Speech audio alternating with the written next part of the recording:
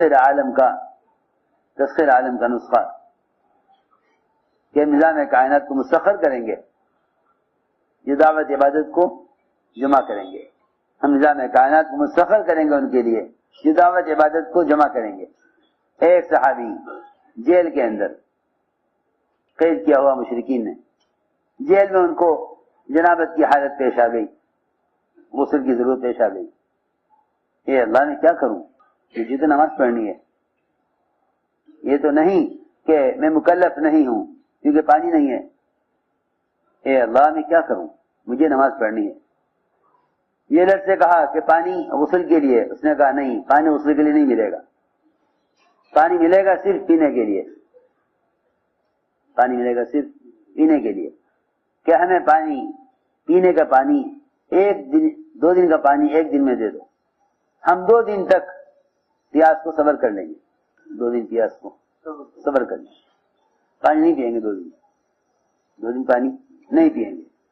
ہمیں پانی اکٹھا دے دو تاکہ ہم غسل کر لیں، ہم اس سے 2 دن تک پانی نہیں مانگیں گے. اس نے کہا نہیں، آج کا پانی آج ملے گا، کل کا پانی کل ملے گا. پانی صرف پینے کے لیے ملے گا، آج کا پانی آج ملے گا، کل کا پانی کل ملے گا. چنانچہ صحابی نے یہ طے کر لیا کہ میں 2 دن پانی کو صبر کر لوں گا، پیاسا رہ لوں گا، لیکن نماز نہیں چھوڑ سکتا. اے اللہ میں کیا کروں. دعوت اللہ کی وجہ سے جیل ہوئی، اور یہاں عبادت کو ادا کرنے کی فکر میں پیاسا رہنے کو تیار ہیں. اللہ نے بادل کو مسخر کیا. روایت میں ہے کہ بادل آیا اور جیل میں داخل ہوا، بادل آیا جیل میں داخل ہوا اور اندر داخل ہو کر برسا صحابی پر. انہوں نے بادل کے پانی سے غسل کیا کہ تم پانی نہیں دیتے تو نہ دو، کیونکہ دعوت عبادت کو جمع کرنا یہ تسخیر عالم کا نسخہ ہے. میں نے عرض کیا اصل بات یہ تھی کہ اگر تم اللہ کے دین کے مددگار ہو تو اللہ تمہارے مددگار ہیں. ان تنصروا اللہ ینصرکم ویثبت اقدامکم. کہ دعوت اللہ کا ایک بنیادی فائدہ یہ ہے کہ اللہ تمہارے قدموں کو جما دیں گے تمہارے دین پر، قدموں کو جمائیں گے تمہارے دین پر. مطلب یہ ہے کہ اگر تمہارے دین کے مقابلے میں کوئی باطل، کوئی قانون، کوئی طاقت تمہارے دین کے مقابلے میں آئے گی تو اللہ رب العزت اس کے مقابلے پر خود آ جائیں گے، اللہ اس کے مقابلے پر خود آ جائیں گے. اس لیے میرے دوستوں عزیزوں، انفرادی دعوت اصل ہے، انفرادی دعوت اصل ہے. کہ انفرادی دعوت کا مزاج بناؤ، یہ انفرادی دعوت اصل ہے. حضور اکرم صلی اللہ علیہ وسلم کسی انسان کا درجہ اس سے کم نہیں سمجھتے تھے کہ آپ اس کو دعوت دیں. آپ کی دعوت میں اہم چیز انفرادی دعوت ہے. آپ کی دعوت میں اہم چیز انفرادی دعوت ہے. امت بنتی ہے انفرادی دعوت سے، امت بنتی ہے انفرادی دعوت سے. ایک بات. دوسری بات یہ ہے کہ حضور اکرم صلی اللہ علیہ وسلم نے دعوت سے طبقے نہیں بنائے، امت میں طبقے نہیں بنائے کہ آپ نے کسی کو دعوت دی ہو طبقاتی بنیاد پر، یہ آپ کی دعوت سے نہیں ملے گا. اس لیے کہ آپ کی دعوت سے امت بنی ہے، آپ کی دعوت سے امت بنی ہے. آپ کے کام میں طبقاتی جوڑ اور آپ کی دعوت طبقاتی نہیں ہے. آپ نے امت بنائی ہے، آپ نے امت بنائی. امت اس طرح بنی کہ حضور اکرم صلی اللہ علیہ وسلم نے اپنی بات کو پہنچانے کے لیے کسی طبقے کو امت سے الگ نہیں کیا. آپ کی دعوت میں عمومیت ہے، آپ کی دعوت میں عمومیت ہے. سنو غور سے، آپ کی دعوت میں عمومیت ہے. آپ نے کوئی طبقہ نہیں جمع کیا دعوت دینے کے لیے. ہمیں خیال ہوتا ہے فلاں طبقہ اونچے خیال کا ہے، ان کا عوام کے ساتھ جوڑ نہیں ہے، لہذا اس طبقے سے الگ بات کر لی جائے. اس طبقاتی جوڑ سے امت کرتی ہے، طبقاتی جوڑ سے امت کٹتی ہے. یہ امت کے جڑنے کا ذریعہ نہیں ہے, یہ امت کے کٹنے کا ذریعہ ہے. اس لیے آپ کے دعوت میں طبقاتی جوڑ نہیں ملیں گے. رؤسائے مشرکین نے مطالبہ کیا, رؤسائے مشرکین نے مطالبہ کیا, کیا ہم آپ کی بات سنیں گے؟ ہم آپ کی بات سنیں گے ایک شرط پر, کہ جب ہم آپ سے بات کریں, آپ کی بات سنیں, تو اس مجلس میں یہ آپ کے فقراء صحابہ نہیں ہونے چاہیے, فقراء صحابہ نہیں ہونے چاہیے, فقراء صحابہ نہیں ہونے چاہیے. اس لیے کہ ہماری حیثیت ان کی حیثیت میں فرق ہے. یہ غلام ہیں اور ہمارے غلاموں کی حیثیت ہے. ہم اونچے خاندان کے ہیں, یہ نیچے خاندان کے ہیں, لہذا ہمارے لیے الگ وقت ہونا چاہیے جسے ہم آپ کی بات سنیں. حضور اکرم صلی اللہ علیہ وسلم نے ان کی اس بات کو قبول فرما لیا, صرف اس خیال سے کہ کم سے کم بات تو سنیں گے, کان میں بات تو پڑے گی. سنو غور سے, طبقاتی جوڑ, آپ نے ان کی بات کو تسلیم کر لیا, فرمایا ٹھیک ہے. انہوں نے کہا کہ آپ لکھ کر دیجئے کہ جس وقت ہم آئیں گے آپ کی بات سننے کے لیے, اس وقت یہ جتنے بھی آپ کے صحابہ ہیں, صہیب, سلمان, بلال, یہ فقراء صحابہ, یہ ہمارے حلقے میں نہیں بیٹھیں گے. ہمارا حلقہ الگ ہوگا, ان کا حلقہ الگ ہوگا. آپ کو یہ بات پسند آ گئی, فرمایا ٹھیک ہے, لکھے دو کہ ہاں بھائی لکھو.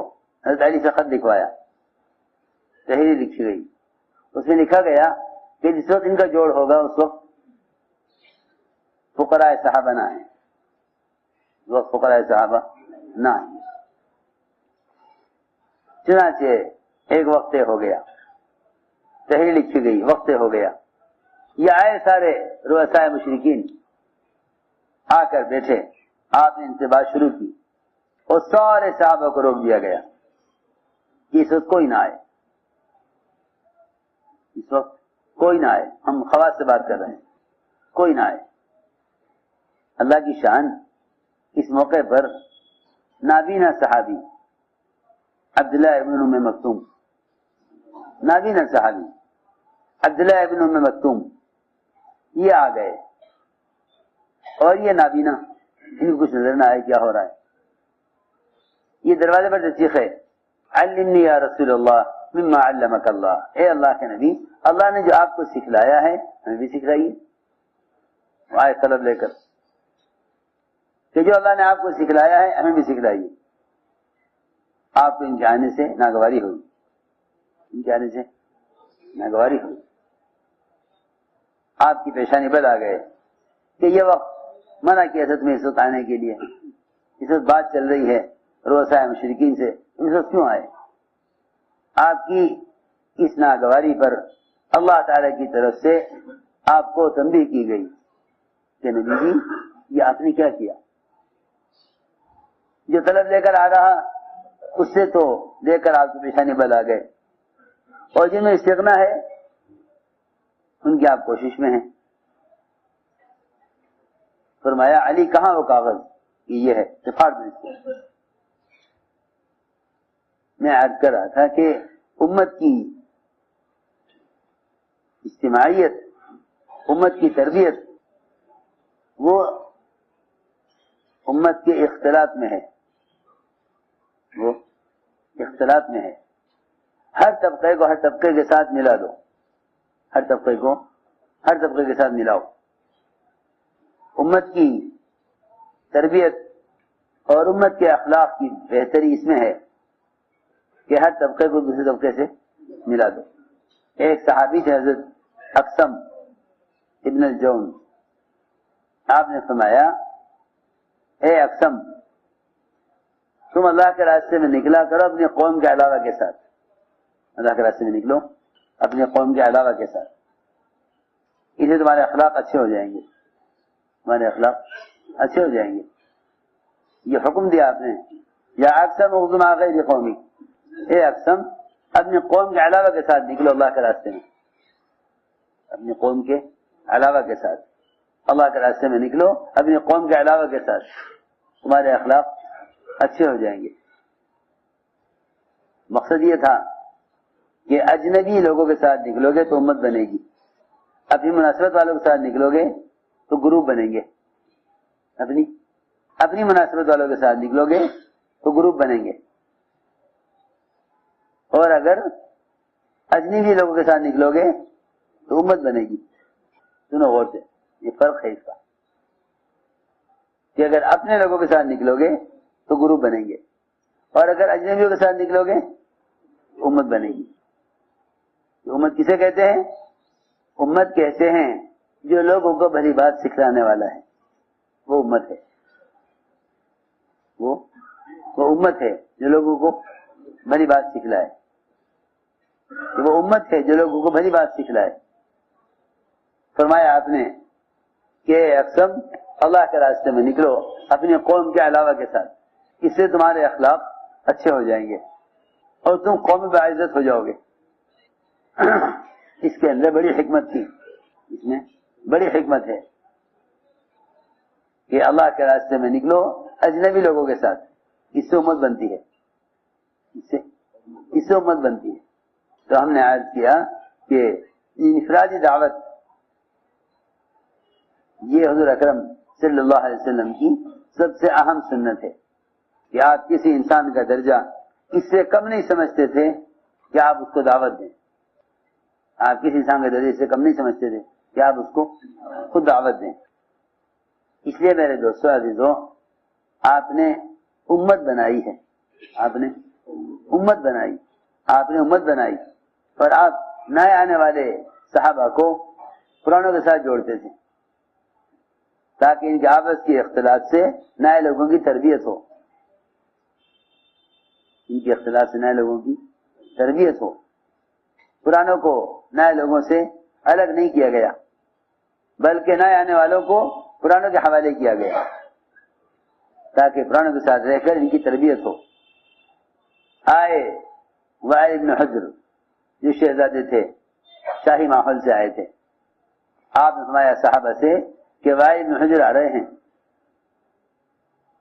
وائل بن حجر آ رہے ہیں اسلام قبول کرنے کے لیے، اللہ کے رسول کی محبت میں آ رہے ہیں۔ چنانچہ حضور اکرم صلی اللہ علیہ وسلم نے حضرت وائل بن حجر کو حوالے کیا حضرت معاویہ کے۔ یہ نہیں کہ مالدار آدمی ہے کسی مالدار کے ساتھ تشکیل کی جاوے تاکہ اس کے مال سے متاثر ہو کہ اچھا بھائی جماعتی مالدار لوگ ہوتے ہیں پھر تو یہ بہت ہی اچھا کام ہے۔ ہماری طبیعتیں یہ ایسی ہیں کہ ہم سمجھتے ہیں کہ مالداروں کے ساتھ تشکیل کرو تاکہ یہ مالداروں کے مال سے متاثر ہو، حالانکہ اللہ اکبر آپ کی دعوت یہ تھی کہ جتنے مال کے نقشوں میں سے آ رہے ہیں وہ فقر کو دیکھ کر متاثر ہوں کہ تم نے مال کے نقشوں میں پریشان ہو، ہم فقر کے نقشے میں مطمئن ہیں۔ تم مال کے نقشوں میں پریشان ہو، ہم فقر کے نقشوں میں مطمئن ہیں۔ دکھانا یہ تھا ہم سمجھے کہ مالدار آئے ہیں، مالداروں کے ساتھ تشکیل کرو تاکہ ان کو ان کے مزاج کا کھانا ملے، ان کے مزاج کا آرام ملے، ان کے مزاج کی باتیں ملیں۔ اسی تربیت نہیں ہوا کرتی۔ حضور اکرم صلی اللہ علیہ وسلم نے وائل بن حجر کو حوالے کیا حضرت معاویہ کے۔ حضرت معاویہ رضی اللہ تعالی عنہ وہ اتنے فقیر، اتنے تنگ دست کہ فقر کی حالت یہ تھی کہ ان کے پاس پہننے کے لیے جوتے بھی نہیں تھے۔